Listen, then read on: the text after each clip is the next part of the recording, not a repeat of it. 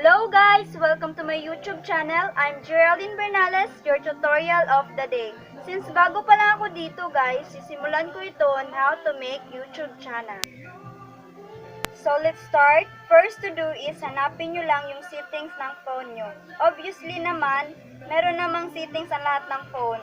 So, ito na siya yung may arrow. Click mo lang.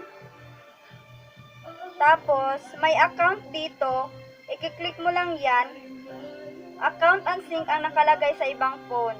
Tapos may makikita kang add account dito. Click mo lang yan. Tapos makikita mo dito yung Google. Click mo lang din yan. Sa ibaba, merong create account. I-click natin yan. Tapos fill up lang natin yung first name at last name. Ayan, na-fill up ko na. Click lang natin yung next. Tapos fill up natin yung birthday and gender. Ayan, na-fill up ko na. Click natin yung next. Tapos, itong may rectangle na to, ito ang pipiliin natin. So, ayan, gumawa na tayo ng Gmail. Click mo lang yung next. Tapos, of course, gawa tayo ng strong password. Ayan, nagawa ko na. Click mo lang sa ibaba yung next.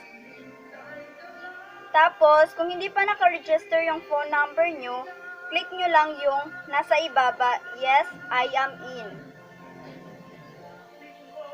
Tapos, review lang natin yung account. Okay naman siya, so click lang natin ulit yung next.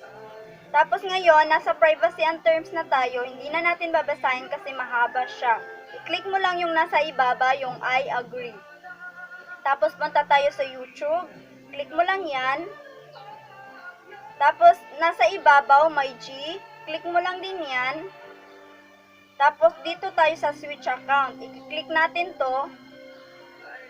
Tapos, yung bagong Gmail natin, yung i-click natin.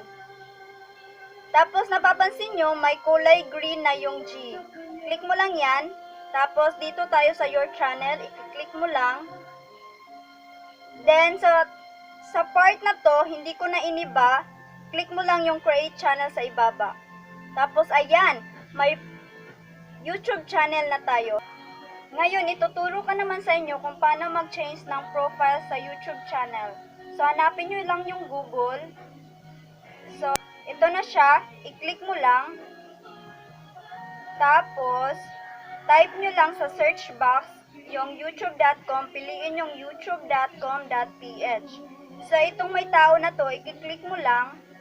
Tapos, sign in ang i-click mo. Then, fill up lang natin yung Gmail or i-type natin. Ayan, na-type ko na. Click next. Of course, type din natin yung password natin. Ayan, na-type ko na. Click natin ulit yung next. Tapos, sa part na to, huwag mong i-click yung update at confirm. I-back mo lang sa home. Ayan, na-back ko na. Hanapin natin ulit yung Google. So, asan na yon? Ito na siya. Click mo lang. Type natin ulit sa search box yung youtube.com. Piliin ulit yung youtube.com.ph. So, itong may tatlong bilog sa ibabaw, click mo lang. Tapos, mapunta tayo sa desktop site. Check lang natin yan. Then, ito na yung kabuuan niya. Tapos, itong G na green, click mo lang. May makikita kang your channel. I-click mo lang din yan. Tapos, itong customers channel ang i-click natin. Tapos, ayan. Yan ang kabuuan niya. Tapos, itong lapis na to, i-zoom in lang natin. Ayan, na-zoom in na. Click mo yung lapis na yan. Tapos, sa ibaba, may edit.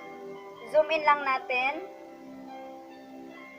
Ayan, yung edit na yan, i-click mo yan. Then, may makikita kang upload photo. Ito siya. Click mo lang.